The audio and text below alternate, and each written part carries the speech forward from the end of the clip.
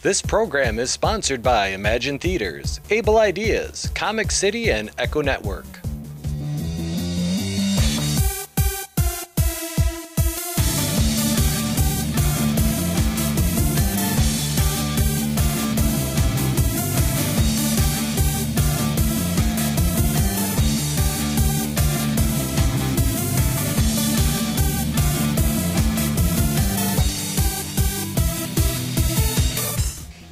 Welcome to another episode of Comics, Beer, and Sci-Fi. I'm Jill, here with Nick, of course, and they let us out of the office to get a little fresh air and sunshine. We're here in beautiful downtown Detroit. Let's get rolling with our first segment. Hey, it's the Bradcast. We finally made the big time. We are in San Diego. We are at the ComicCon International, the San Diego Comic-Con, the biggest Comic-Con in the world.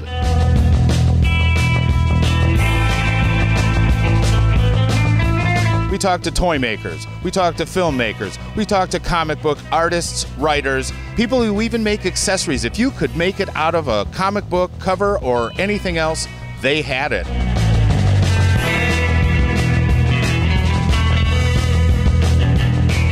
Now I'm not just messing around, I'm green up in the town. San Diego Comic-Con, yeah, it's going down!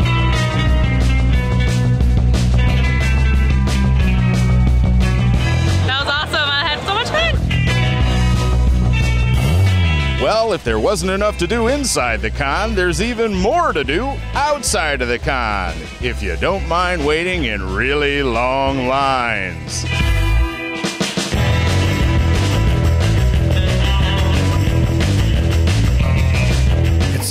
It's nice and cold inside. I can't stand this heat out. Everybody, freeze. All right, we made it. We made it out.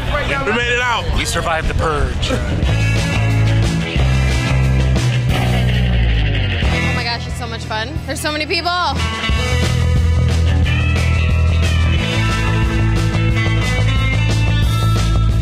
Well, that's it for the San Diego Comic-Con. If you haven't been here, you definitely want to put it on your bucket list. This has been the Bradcast with Comics, Beer, and Sci-Fi.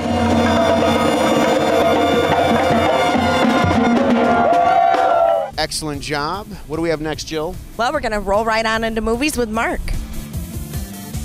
Coming up this week, Ethan Hunt goes up against the Man of Steel and the most expensive mustache of all time in Mission Impossible Fallout. Ethan Hunt and his IMF team, along with some familiar allies, race against time after a mission goes wrong. As always.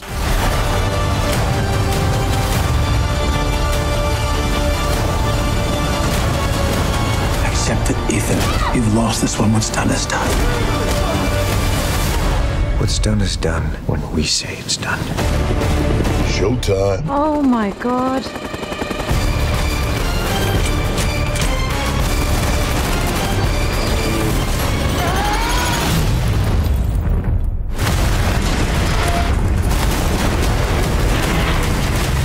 And also coming out is what DC Comics does best, animation, in Teen Titans Go to the Movies. This movie version of the TV show is about a villain whose maniacal plan for world domination sidetracks 5 teenage superheroes who dream of Hollywood stardom. I'm not interested in fighting a bunch of sidekicks and half a robot. Oh, man, I'm never letting you fly my body again. The whole world will be under my control. Woo. Destroy them. How big is your army? 100,000. Halt for the mighty Abby. Coming out this November is the follow-up to the Fantastic Beasts series, The Crimes of Grindelwald.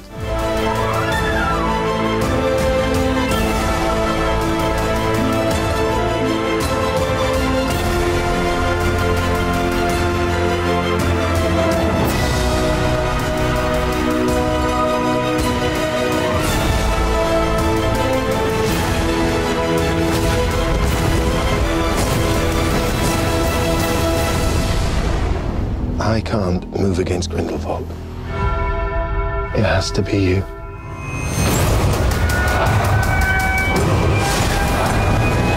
That's it for this week at the movies, and this segment will self-destruct. Ritchie Rollins at the Motor City Comic-Con. I'm standing here with a superhero called the Chalk Girl, a.k.a. Beth, when she has her glasses on. How are you doing today, Beth? I'm great. How are you? Good. How long have you been drawing? In general, I've been drawing since I was a kid. My mom plays a crayon in my hand. She's an artist too. So that's kind of where it all started. Doing the chalk stuff, it's been about 10 years. What brought on the whole chalk, this whole idea? What brought this on? I was bored, so I went out on my driveway. I said I'm going to draw the first Harry Potter book cover. Did that, took a picture. A year later, I went to a theme park and I showed them, and they said, this is really cool. We could incorporate this for kids. And so they actually made me a job at a theme park drawing one picture a day every day, and I did that for 5 summers. I'll have everything that we're doing at the convention this weekend will be available in prints in the next couple weeks. We have an Etsy store. It's thechalkgirl.etsy.com. And we have a website. It's adventuresofchalkgirl.com. We'll be right back with more Comics, Beer, and Sci-Fi.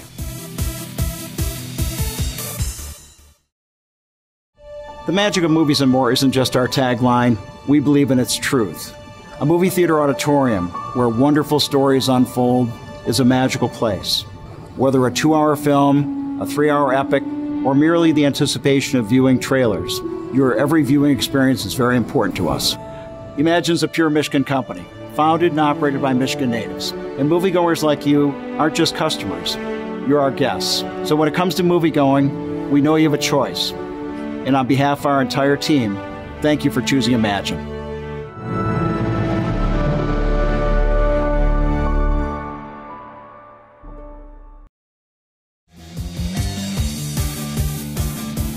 Welcome back to Comics, Beer, and Sci-Fi. What's up, Nick? Well, Jill, we have Samantha with this week's video game segment. Hi guys, this is Samantha with Comics, Beer, and Sci-Fi, and this week we're going to talk about a couple games coming out on the Nintendo Switch. First up is Travis Strikes Again, No More Heroes. The legendary gaming console, the Death Drive Mark II. Travis Touchdown wanders into the game world and embarks on a rampage of epic proportions. Inside, there's an action game, racing, puzzles, a total of 7 different game titles. With his beam katana in hand, he vows to exterminate every last bug he finds. Chain his simple yet exhilarating basic attacks and his arsenal of skill attacks to cut them down to size. A brutal boss lurks at the end of each game. Creatively combine your moves to crush them. Pass a Joy-Con controller to a friend for co-op multiplayer, and partner up with the one and only Badman. Did we mention the adventure mode, which tells a new story? Next up is my favorite Nintendo character, Yoshi 2018.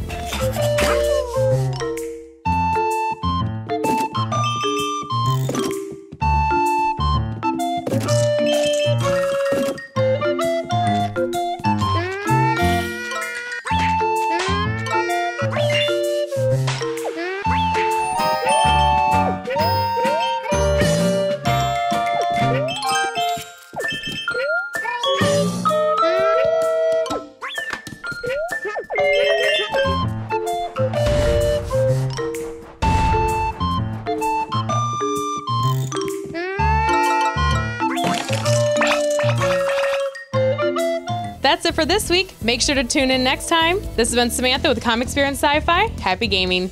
You will not believe who I am standing here with. The one, the only Rob Paulsen, the voice of everything good on TV. Yeah, I said it. I said it. Rob, it's so nice to meet you. Hello, Brad. See? Oh my God, he's peeing himself, and I know I can't see it, but you probably shouldn't. Do people recognize you from the cons or just from the characters or the voices? Actually, a little both now, Brad. As a result of nice people like you and John and folks who are interviewing me at these events and social media, I get recognized a lot more just going to the grocery store. I think part of it is also that I've been really fortunate to work on shows that have had arguably iconic status. Did you develop the Pinky character, or did they present it to you and you just ran with it? Well, I auditioned for it along with other actors. I came up with the... For some reason, Pinky's got a British accent, which is a little bit worn out at the moment. But that was my choice. But Mr. Spielberg and Tom Ruegger and Gene McCurdy, the folks who created all that stuff, determined that Maurice LaMarche doing his spot-on impression of Orson Welles worked really well with Pinky's sort of stupid, nor pointy guy kind of vibe. And so they were right, man. It's been a remarkable ride. What's new coming around the horizon for you? There is yet another iteration of Ninja Turtles coming the fall of this year, a 2D version, more like the traditional, like the original, and I'm directing it. I guess the folks at Viacom and Nickelodeon thought, well, you know, how many idiots we know that have been involved with Ninja Turtles for 30 years? Well, one, Rob Paulsen. So they were very sweet to give me a shot at it, and having done 35 years on the other side of the glass as a vocal hired gun, so to speak, the opportunity to direct these wonderful actors has been way more fun than I ever thought. Mr. Spielberg has decided that he wants to do 26 more half hours of Animaniacs and Pinky and the Brain for Hulu in the fall of 2020. I have a podcast called Talkin' Tunes, which is available both as an audio version on iTunes and a video version, which is hysterical, because when you see John DiMaggio or Billy West or Tara Strong or any of these people doing their characters in person, it's mind-blowing. Thank you, sir. I appreciate it. Absolutely. This has been the broadcast, Comic Experience Sci-Fi, reporting from the Motor City Comic-Con. And if you had half as much fun as I did just standing here, you had twice as much fun as you deserve. We'll see you next time. Thank you. Excellent job. What's next, Jill? Well, we're going to go to Q with this week's TV picks. This is the Q from Comic Experience Sci-Fi, and I'm here this week to talk about Stephen King. I'm going to start with Castle Rock, which is his version of the Twilight Zone. So if you like the Twilight Zone and you like Stephen King, you're really going to enjoy this. People say, lonesome town, every inch of this town, where the broken heart stays, is stained with someone's sin. And the only price you pay. I always thought the devil was just a metaphor. God help me, I did.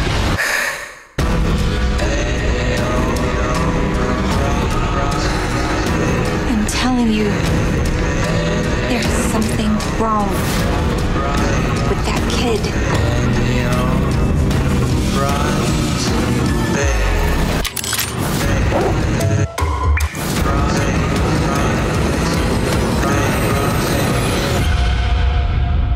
Do you hear it now?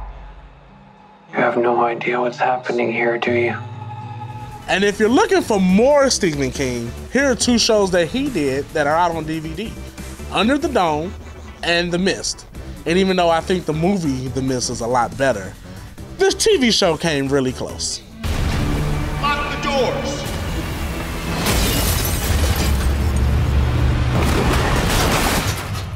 I think we need to establish a set of rules. Let's get out of this town. It can't be all over.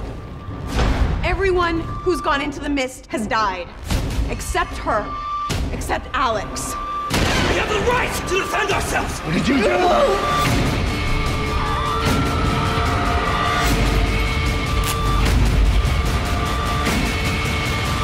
Mom!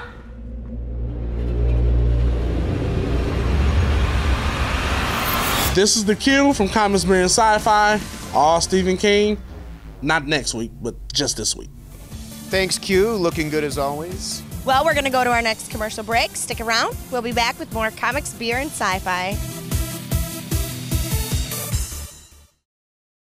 Stop what you're doing and come check out how we do things here at Able Ideaz Comic Book Production Company.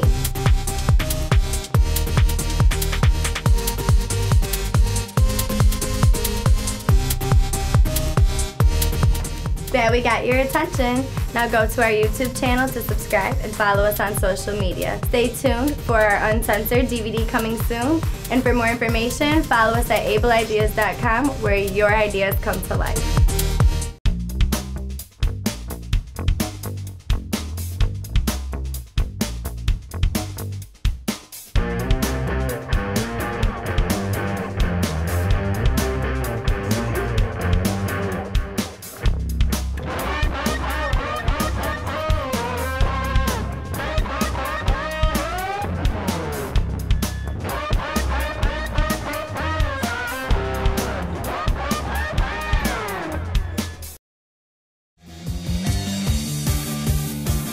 Welcome back to Comic Experience Sci-Fi, everybody. What's next, Jill? Well, behind us is the Checker Bar, so why not go to the beer segment? Richie Rollins here at the Motor City Comic-Con, and I just happened to be walking by and I saw this free beer bookmark, so I had to stop and talk to the author of these fabulous beer books, Drayton Alan. You're an author. When did you get started doing it? I actually started about 10 years ago. I started writing my first science fiction series called The Founder's Gifts, which is about nanotechnology. And then I had an idea here a couple of years ago. I said, why not a book about saving the beer? You know, because everybody loves beer, and it's just as important as the universe or princesses. So I see you got a book called Stout. You have another one called Ale. Yeah. You're 4 short of a 6-pack. Yeah, but I'm working on a keg, as my wife likes to say, right? You know? So do you have a book you're working on now, or something you want to tease everybody for the future? Well, I'm working on the 3rd in the series, which is going to be called Porter, because it's about the men who do the important job of delivering the beer. The porters. And in fact, the term porter for beer came from the fact that these men who ported stuff around in carts back in the old days, they liked good, strong, hard beer. And so that's why they started naming the beer porter after them, because that was the type of beer that they liked. So this is a story about them with it's a little bit of a mystery story with a twist, trying to go for one a year. So these come out 1 per year so far. So, alrighty, this is Richie Rollins from ComicCon Sci-Fi. So is Casey next? Indeed, and we are in beautiful downtown Detroit, and he is inside the Vault of Midnight comic shop, geeking it out with the staff. Hey, Comic Book Geeks, Comic Book Casey coming at you from Vault of Midnight in Detroit, right into downtown Detroit, my hometown. Proud to be here, and we are here with Amanda. Hi. And today we're going to talk about Cosmic Ghost Rider, Isola, a couple other things. But let's start with Cosmic Ghost Rider, because a lot of you who follow it or knew about it, everyone was under the assumption that it was a different character than who it turned out to be. So you care to explain that to everyone? Well, should I give away spoilers? You know, I say... Are we good? I think we should. Yeah, let's give it away. So Cosmic Ghost Rider appeared in Thanos, written by Donny Cates, who's amazing. And it turned out that he was Frank Castle, who had gone through quite a lot of stuff, had become Galactus's herald, had become Thanos's herald after that, and has gone through quite a few changes. No one really can see Frank Castle as being zany and kooky, but everyone was assuming it was Deadpool when we were trying to take a wild guess as to who it would be. It would make a lot of sense, because Cosmic Ghost Rider is the opposite of what you think of when you think of Frank Castle, which is serious and, you know, just into killing people. Well, yeah, and you got to figure, if you read the book, you'll see that he actually spent millennials by himself, alone on remote worlds and planets, so he probably went a little crazier than what he already was. Without a doubt. So let's talk Isola. Oh yeah, so Isola is this really amazing Image comic that's currently coming out. It's a fantasy book set in this strange land that we don't know. It's quite really great world building.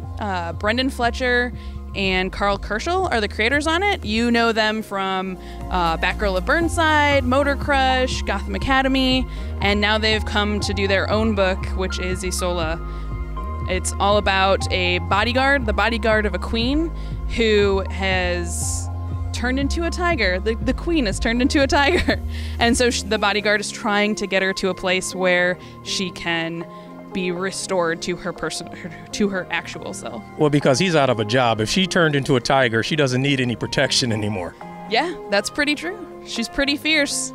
All right. Thanks a lot, Amanda. Appreciate it. Thanks, Casey.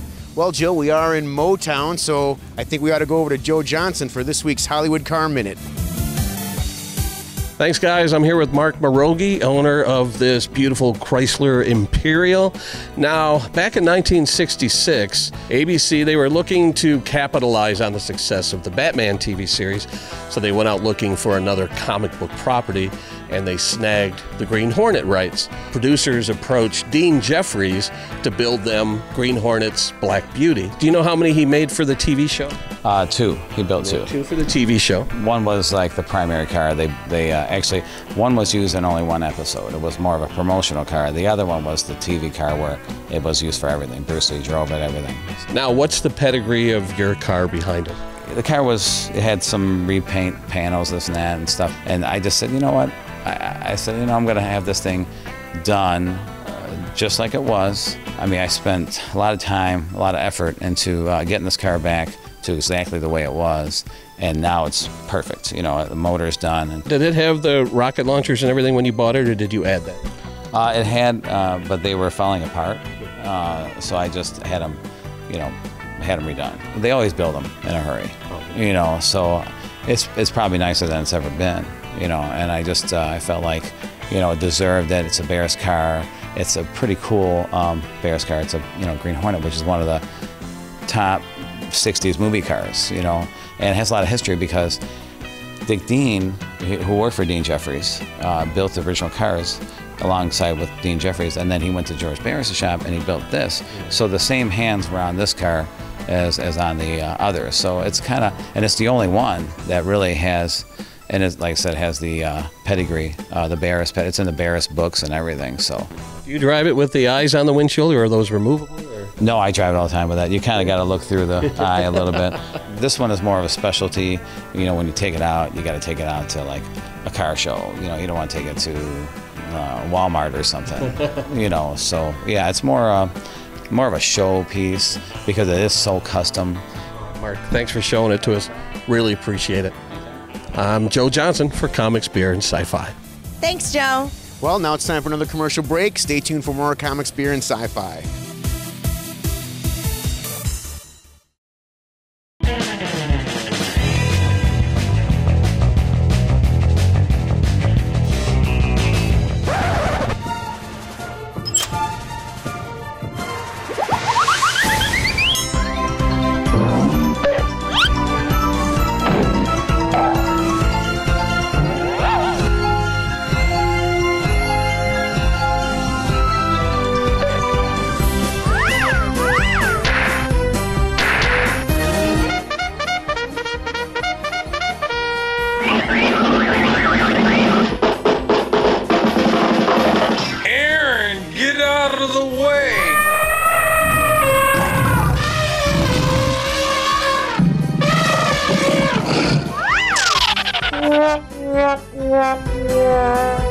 Come on, buddy, we got work to do.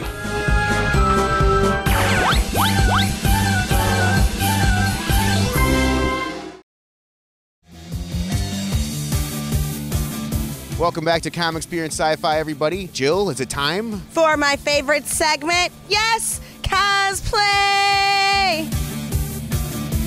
Hey, this is Marc at the 2018 Great Lakes Comics Expo. I'm here with Kronos, the villain of the Justice League. How you doing, sir? Actually, Starro is the villain of the Justice League.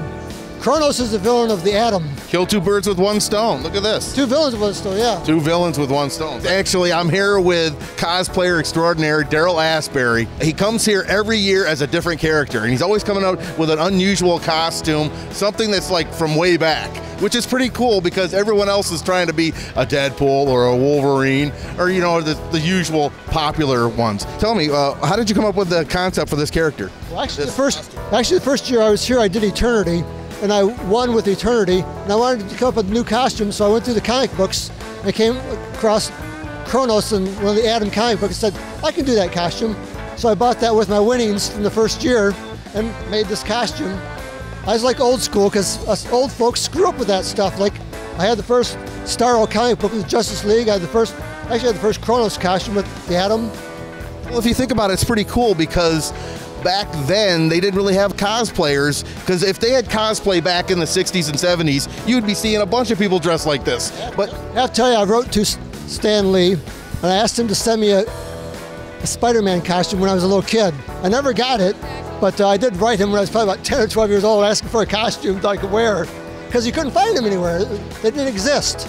Hello, I'm Tony Miello. I'm the creator of Gappo the Clown. I'm a local freelance artist and writer. The inspiration behind Gappo the Clown was watching way too many hours of children's television with my son when he was just a wee tot. If I had to watch The Wiggles one more time, I was going to poke my eyes out with a stick. So I came up with a character who was supposed to be this kid-friendly character, but was just disgusting, degenerate. Because he's on TV, everybody loved him. It turned into my commentary on celebrity. Gappo's second book, Gappo in Color, is going to be released through Diamond Distributing in the next few months. It'll be listed in their previews book. It'll have a whole new cover. If you want to follow my work, you could look for me on Facebook at The Art of Tony Miello. Thank you very much. What's next, Jill? Well, now it's time for our last segment with Richie and this week's home video pick. Excellent. This is Richie Rollins, and welcome back for another exciting week of home video releases. And this week we start off with Aquaman, Rage of Atlantis. And you know this is going to be a good DC movie because Lego did it. There's only one hero to call. I'll just summon my fellow water creatures here at Dread Lake. But Dread Lake is a dry lake, Ben. Well, that would be challenging then, wouldn't it? The King of Atlantis has returned. It is time to show them what the Justice League can do. Mind if I take you for a spin? Let's move, team. You have a world to save. For Atlantis! Fans might be divided over the movies, but everybody loves Star Wars Rebels. Season 4 is out on DVD and Blu-ray. Let's go, Rebels. Full-scale bombardment of the city.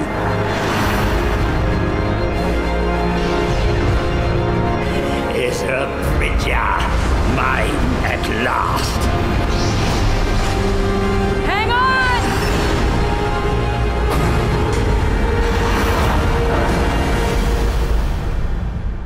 I know what we have to do now.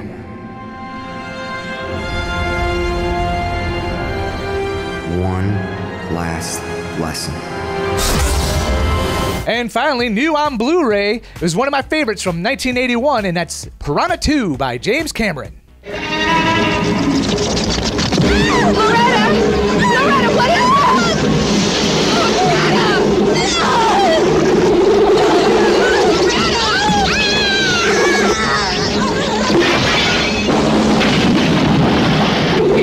A super breed of killer fish that can swim, fly, and attack at any time.